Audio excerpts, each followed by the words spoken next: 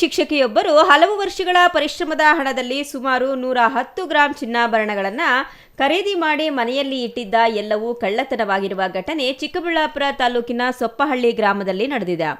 ಅಂದಹಾಗೆ ವನಜಾಕ್ಷಿ ಎಂಬುವರು ಸ್ವಗ್ರಾಮದಲ್ಲಿ ಅಂಗನವಾಡಿ ಶಿಕ್ಷಕಿಯಾಗಿ ಕೆಲಸ ಮಾಡುತ್ತಿದ್ದು, ಎಂದಿನಂತೆ ಬೆಳಗ್ಗೆ ಎದ್ದು ಮನೆಯ ಕೆಲಸ ಕಾರ್ಯಗಳನ್ನು ಮುಗಿಸಿ ಕೆಲಸಕ್ಕೆ ಹೋದರಂತೆ.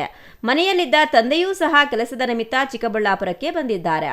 ಈ ವೇಳೆ ಮನೆಯಲ್ಲಿ ಯಾರೂ ಇಲ್ಲದ ವೇಳೆ ದುಷ್ಕರ್ಮಿಗಳು ಮನೆಗೆ ನುಗ್ಗಿ ಬೀರುವಿನ ಲಾಕರ್ ಹೊಡೆದು ಸುಮಾರು 15 ಲಕ್ಷ ರೂಪಾಯಿ ಬೆಲೆ ಬಾಳುವ ಚಿನ್ನಾಭರಣಗಳಿದ್ದ ಬಾಕ್ಸ್ ಸಮೇತ ಕದ್ದು ಪರಾರಿಯಾಗಿದ್ದಾರೆ.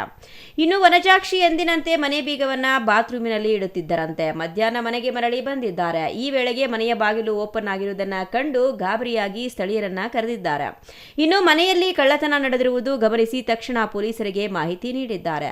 ಸರ್, ಬೆಳಗ್ಗೆ 9:50ಕ್ಕೆ ಅಂಗನವಾಡಿಗೆ ಹೋದೆ ಸರ್ ನಾನು.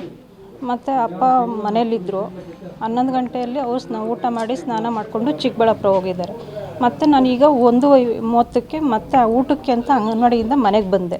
ಮನೆಗೆ ಬರೋಷ್ಟೊತ್ತಿಗೆ ಗೇಟು ಮತ್ತು ಡೋರು ವಾಶ್ರೂಮ್ದು ಎಲ್ಲ ತೆಗ್ದಿದ್ರು, ಬೀರುವಲ್ಲೆಲ್ಲ ತೆಗ್ದಿದ್ರು. ಆಗ ಅದು ನೋಡಿ ನನಗೆ ಸ್ವಲ್ಪ ಭಯ ಆಗಿ ಪಕ್ಕದ ಮನೆಯವ್ರನ್ನ ಕರೆದೆ ಸರ್.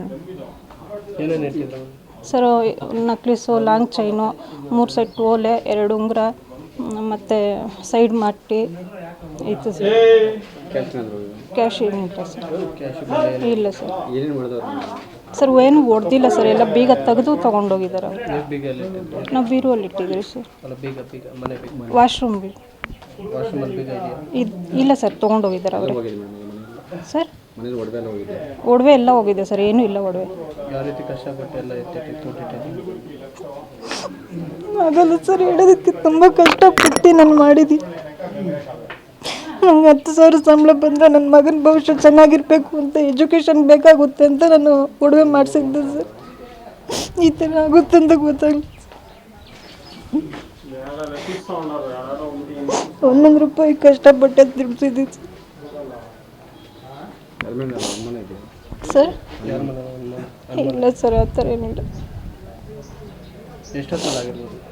ಸರ್. 11:15 12 ಗಂಟೆ ಒಳಗಡೆನೇ ಆಗಿದೆ ಸರ್. ಇಲ್ಲ ಸರ್. ಇಲ್ಲ ಸರ್, ಯಾರು. ಈ ಪ್ರಕರಣವು ಚಿಕ್ಕಬಳ್ಳಾಪುರ ಗ್ರಾಮಾಂತರ ಪೊಲೀಸ್ ಠಾಣೆ ವ್ಯಾಪ್ತಿಯಲ್ಲಿ ನಡೆದಿದ್ದು, ಘಟನಾ ಸ್ಥಳಕ್ಕೆ ಭೇಟಿ ನೀಡಿದ ಶ್ವಾನದಳದ ತಂಡ ಹಾಗೂ ಪೊಲೀಸರು ಪರಿಶೀಲನೆ ನಡೆಸಿ ಪ್ರಕರಣ ದಾಖಲಿಸಿಕೊಂಡಿದ್ದು, ಕಳ್ಳರ ಪತ್ತೆಗೆ ತನಿಖೆ ಮುಂದುವರೆಸಿದ್ದಾರೆ. ತೋಡನಹಳ್ಳಿ ರಮೇಶ್, ಸಿಟಿವಿ ನ್ಯೂಸ್, ಚಿಕ್ಕಬಳ್ಳಾಪುರ.